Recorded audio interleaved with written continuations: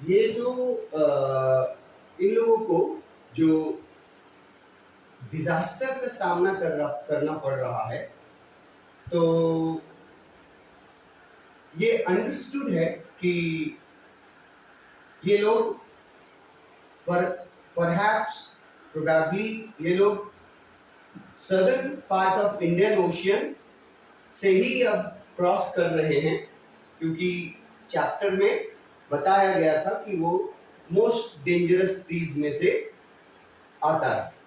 तो ये एक मतलब एक कनेक्शन आप जोड़ सकते हैं। ये जो डिजास्टर का सामना इनको करना पड़ रहा है, ये लोग फंस चुके हैं समुद्री तूफान में, और नरेटर जो है वो सी वेव जो पानी गिरा ऊपर से ह्यूज क्वांटिटी में, उसके फोर्स के कारण नरेटर जहाज से वेव वॉकर से वो नीचे हवा में उछलते हुए वो वेव वॉकर से नीचे समुद्र में गिर जाते हैं।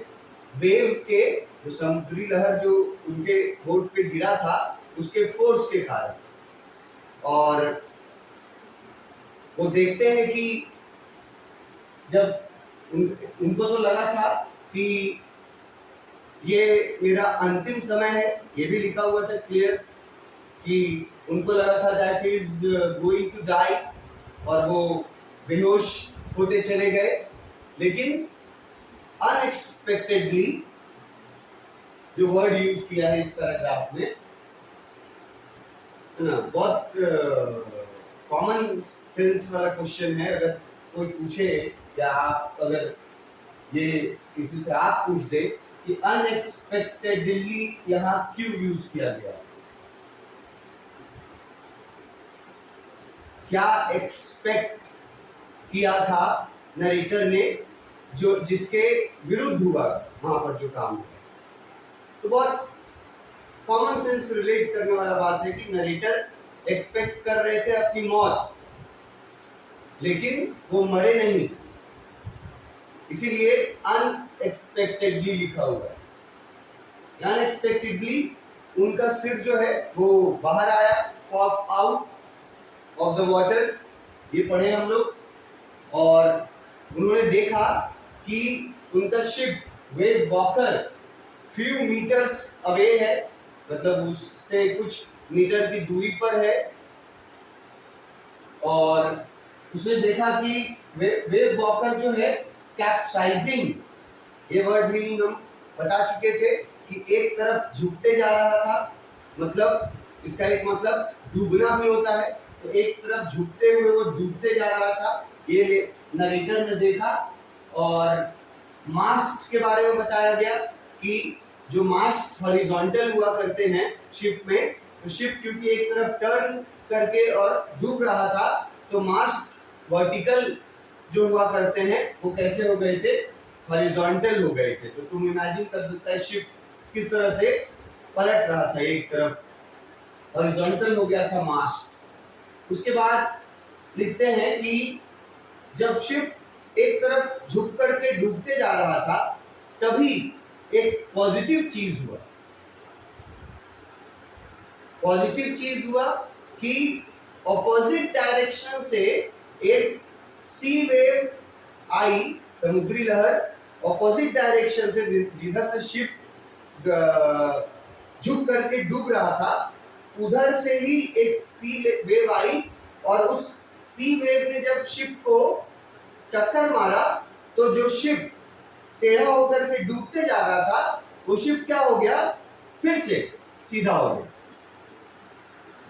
यहाँ पर अपराइट लिखा हुआ है, हर वर्ड बता चुके थे।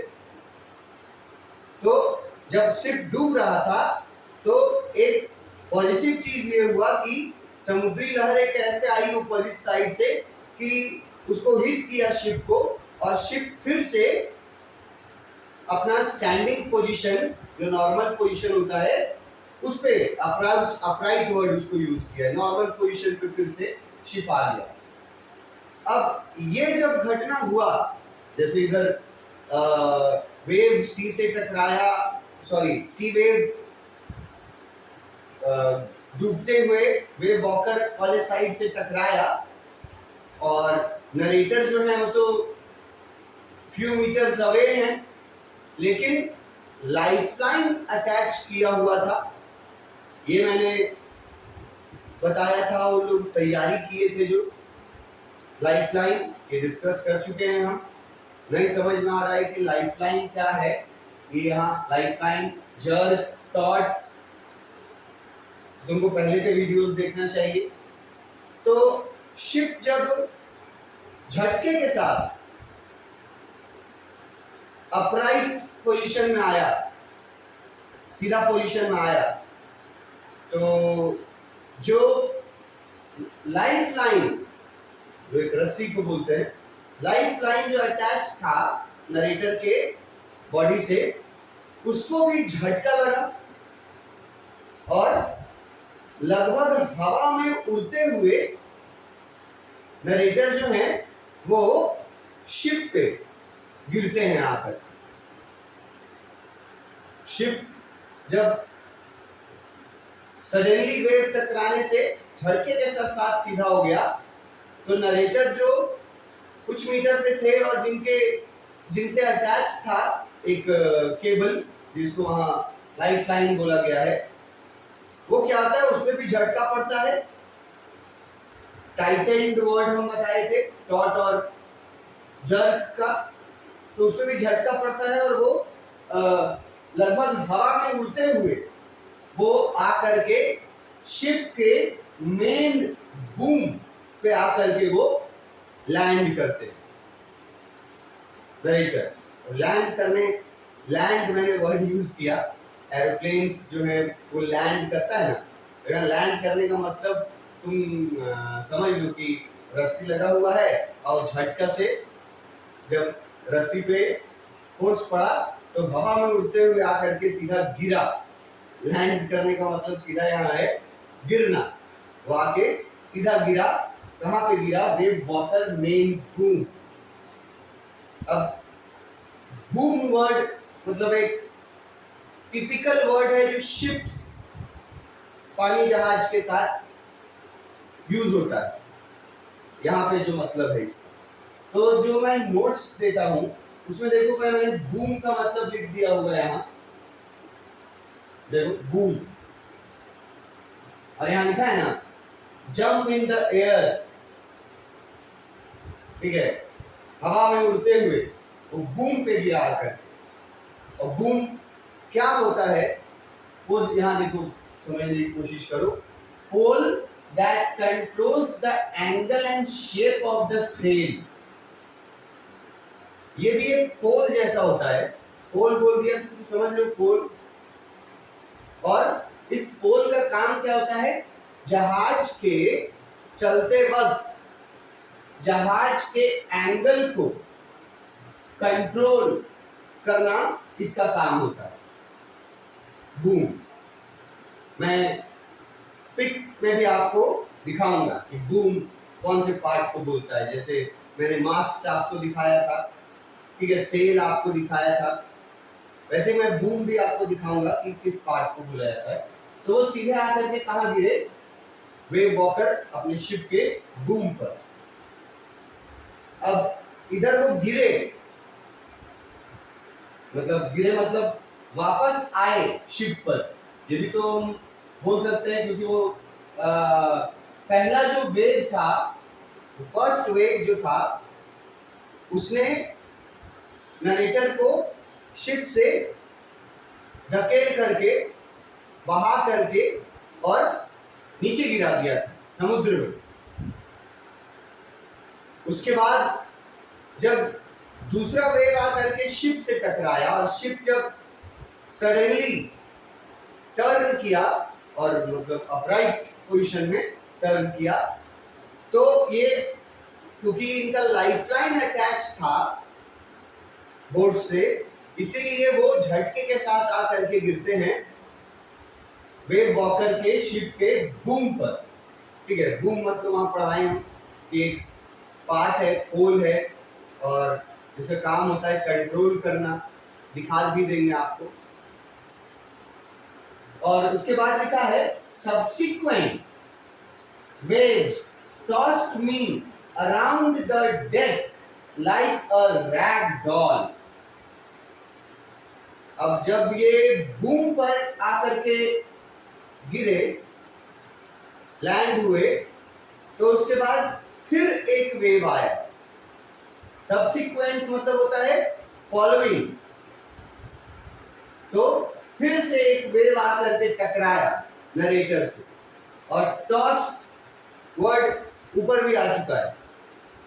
और टॉस्ड वर्ड आप टॉस से भी समझ सकते हैं। टॉस करना मतलब क्या होता है? उछालना। सिक्का उछालते हैं ना टॉस करते वक्त, तो यहां भी है वही उछालना।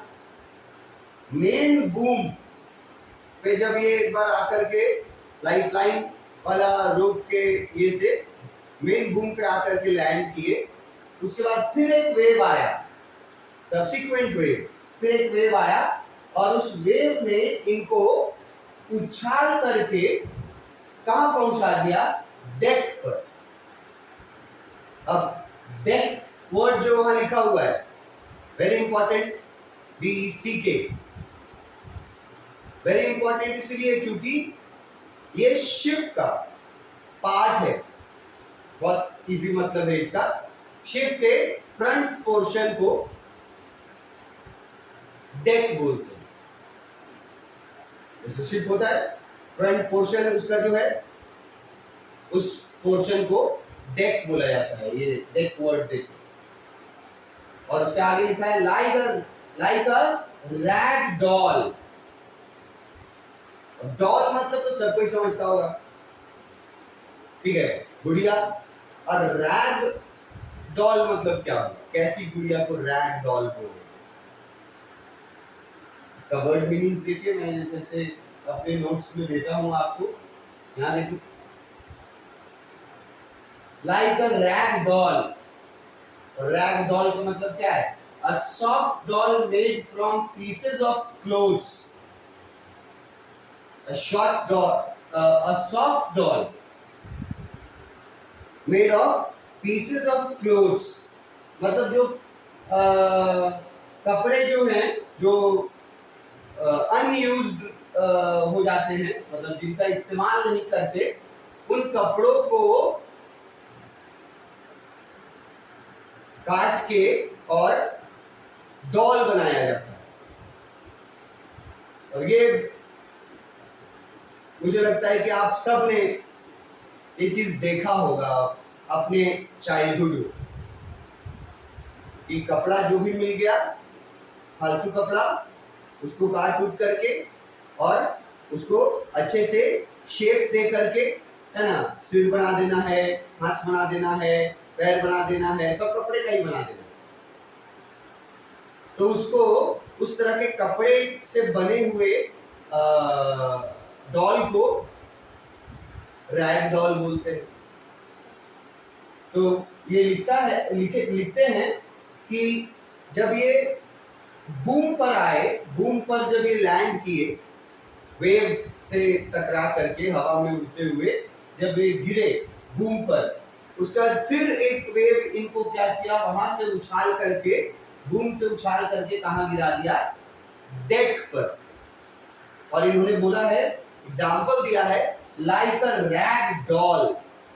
अब ये एग्जाम्पल क्यों दिया? बहुत इजी मीनिंग है।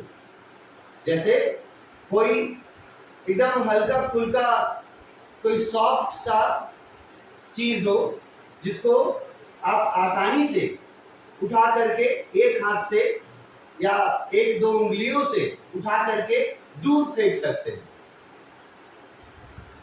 तो वो जो सी वेव था, समुद्री लहर, उसमें इतना फोर्स था कि हमारे जो नरेटर हैं, इनको एक डॉल के जैसा उठा करके और बूम पर से उठा करके फेंक दिया, गिरा दिया डेक ऑफ द शिप। ये बताना, रैग डॉल वाला बात बताना, कंपैरिजन करना, इसका मेन मकसद है वेव के स्ट्रेंथ को बताना कि कितना ताकतवर लहर थी, वो तूफान जो था कितना ताकतवर था कि एक इंसान को गुड़िया जैसा उठा करके एक जगह से दूसरा जगह फेंक दे रहा। तो वो बूम पर से फिर एक वेव टकराया और वो आकर के कहां गिरे, डेक पर गिरे, like a rag doll. Force को हाईलाइट कर रहा है रैग डॉल से कंपेयर कर। अब इतनी चीजें जो हुई नरेटर के साथ, राइट फ्रॉम द